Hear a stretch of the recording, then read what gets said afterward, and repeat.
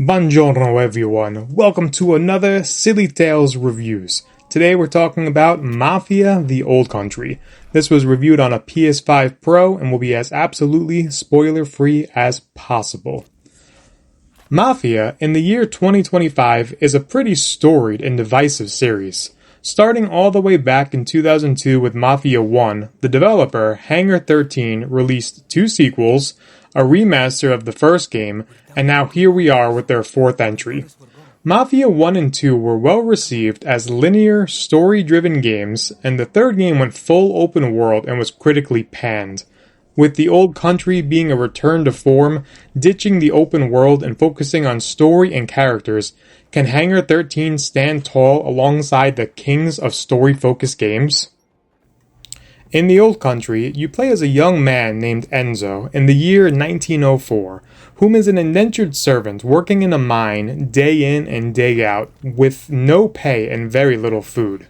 You are working up a plan with your only friend Gaetano to escape this life and travel across the ocean to Empire Bay in America.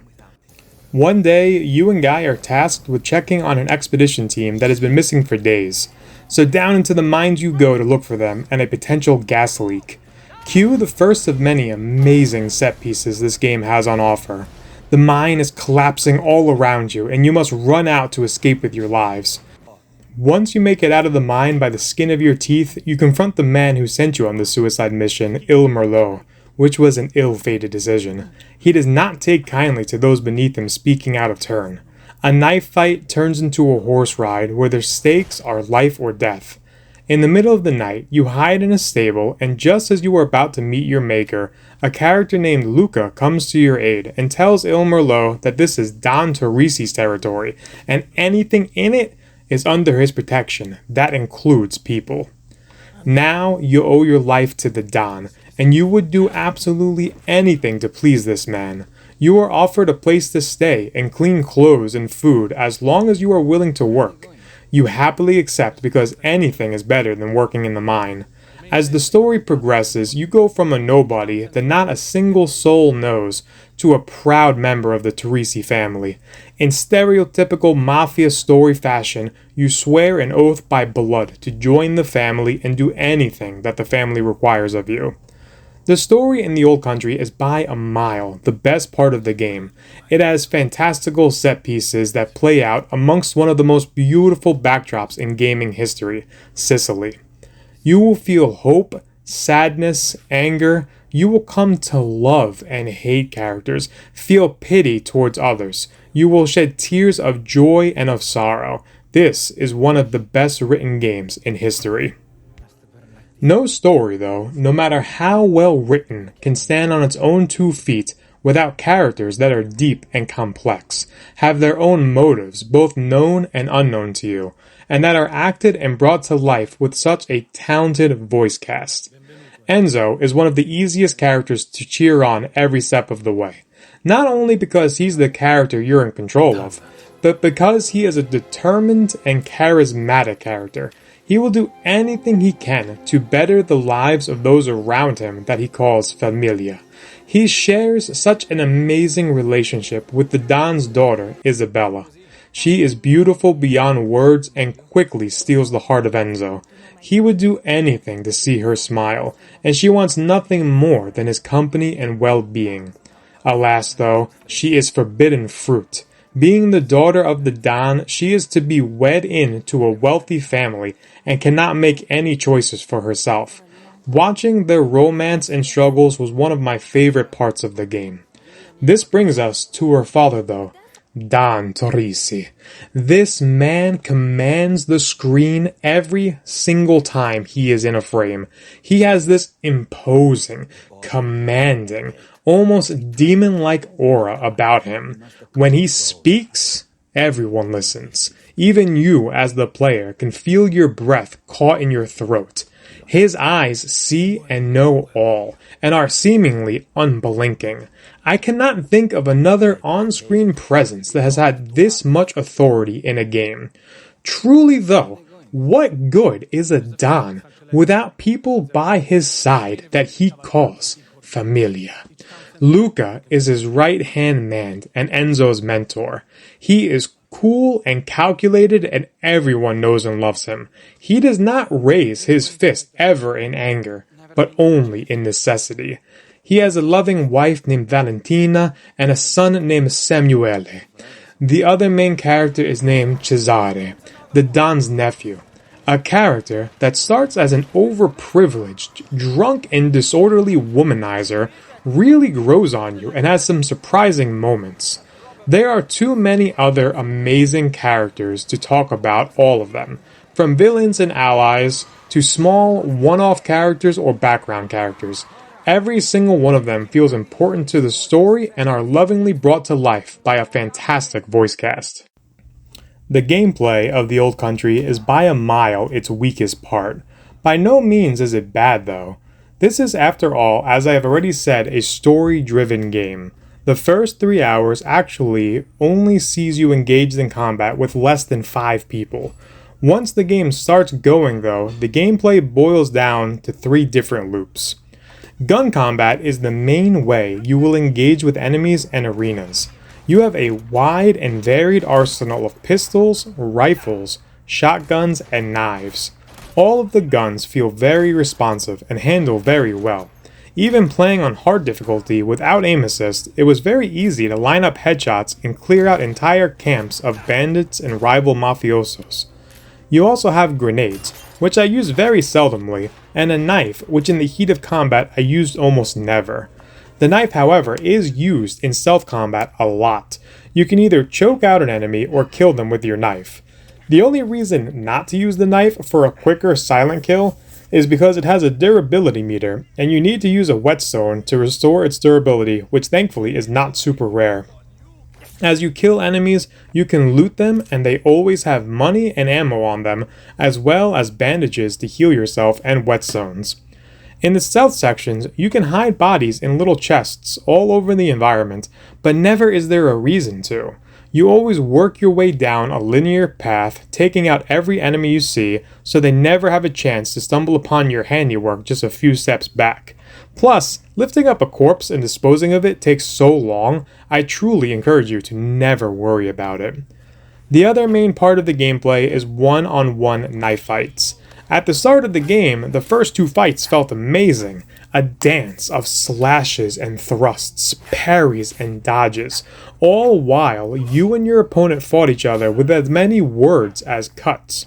Truly though, these knife fights never evolve, never become anything different, never offer any challenge, and I promise you, there are at least 10 of them in this game. Every time one showed up, I was so annoyed to have to fight my opponent, but was always happy to at least hear what they had to say and see the outcome. There's a shop you can visit in the game to buy different guns and knives, as well as charms to equip your rosary.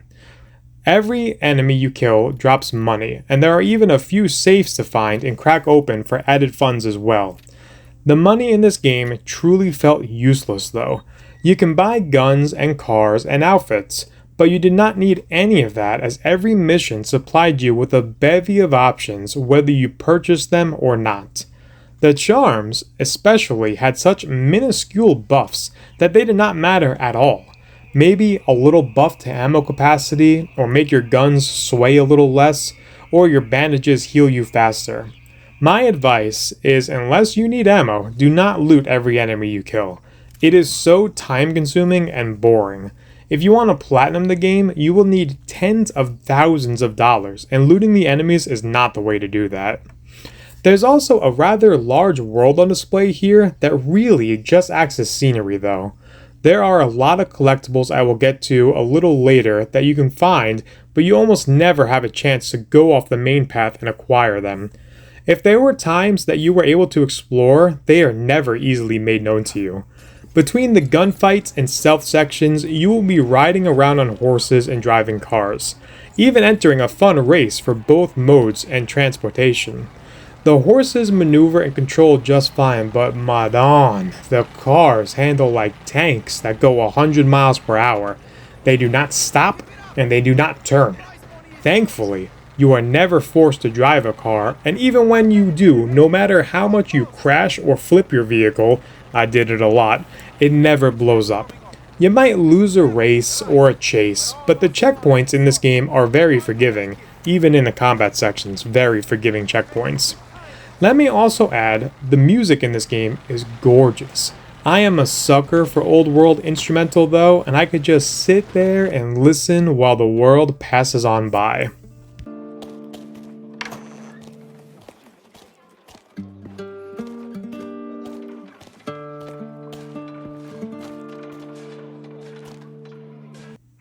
The Sicilian countryside is a place we do not get to explore in games almost ever, which is a damned shame because as shown here, it is one of the most gorgeous locales in history. From the Teresi vineyard to the bustling city of San Celeste, this is one of the most lived in worlds ever. You see the streets lined with people going about their days, the markets bustling with vendors and buyers all haggling for a better price and trying to make a living. Even the mine yard that you start in feels real and oppressive. There's a wide range of gorgeous buildings you will enter with beautiful Italian statues and paintings littered about. There's a tannery and a tuna canning factory as well that are absolutely amazing. This game, in its short 10-hour runtime, will take you to so many places, all of which are so breathtaking. The biggest dishonor this game has is there is no photo mode at launch. I am a man who prides himself on 100% completing games. Especially in these more linear titles, I strive for the platinum.